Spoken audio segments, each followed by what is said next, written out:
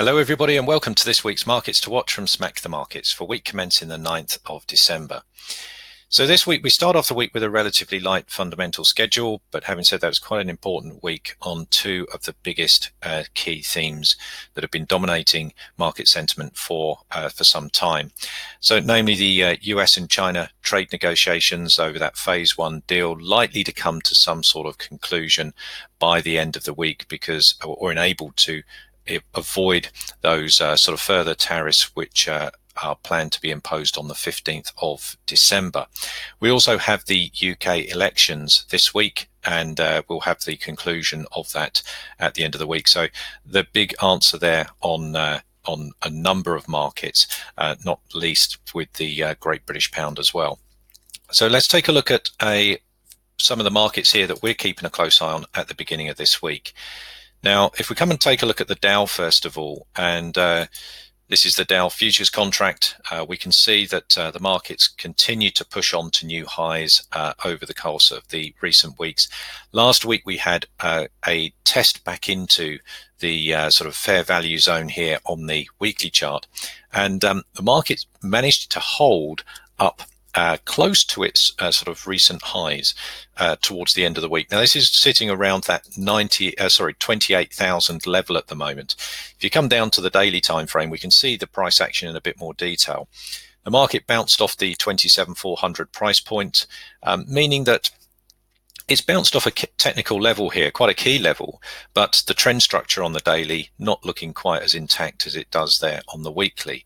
Having said that, the market being up here around that 28,000, I think, is going to be the real decider what happens now going into the beginning of this week. If we take a look at this on the 4-hour time frame, you can see the 28,000 level, quite a key psychological and technical price point. For the market to continue to push higher, we want to sort of find some sort of support and a push higher above the 28,000 level. So I've got a couple of levels in here around 28 sort of 040, which ties in with these previous sort of lows here in price action and also these highs. Above that, we've got quite a decent sized trading window up there towards that 28 sort of 160. Below price action, below 28,000, we've got down here is the next sort of decision point area, which is around 27,800. So there's still quite a distance either way for this market to go. My preference at the moment is for long opportunities above that 28,000 level. Now, if we come and have a look at the commodities, our sort of favorite commodity at the moment here is on the oil market. And if we take a look at this from the higher time frame perspective, we can see that we've got a level here around that $60 level where price is looking like it's almost sort of like coming up to retest. Now above 60 really breaks this market out into sort of new territory, and we could start to see a bit of a push to the long side. Now from a fundamental perspective, we've been seeing a lot of agreement across the OPEC members for restriction in supply, cutting supply to drive up prices and support prices here on the oil market. And that certainly seems to be having an impact at the moment. So taking a look at this on the daily time frame, we've got an uptrend formed here on the daily, not the prettiest of trends, but looking like that $60 level looking to be on target to be tested. Now above 60, that again puts us into a sort of quite a free space above price as well.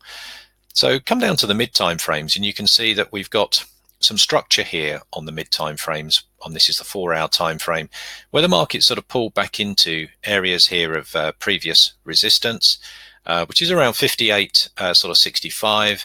If the market sort of finds a support here, then I'd be quite interested looking for position areas to look for longs here, driving up towards that sort of 60 and beyond price point.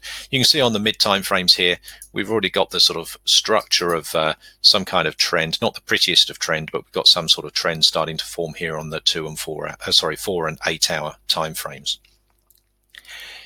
Now, if we come and take a look at the currency markets here, one of our markets that we're keeping a close eye on here is Aussie yen this morning.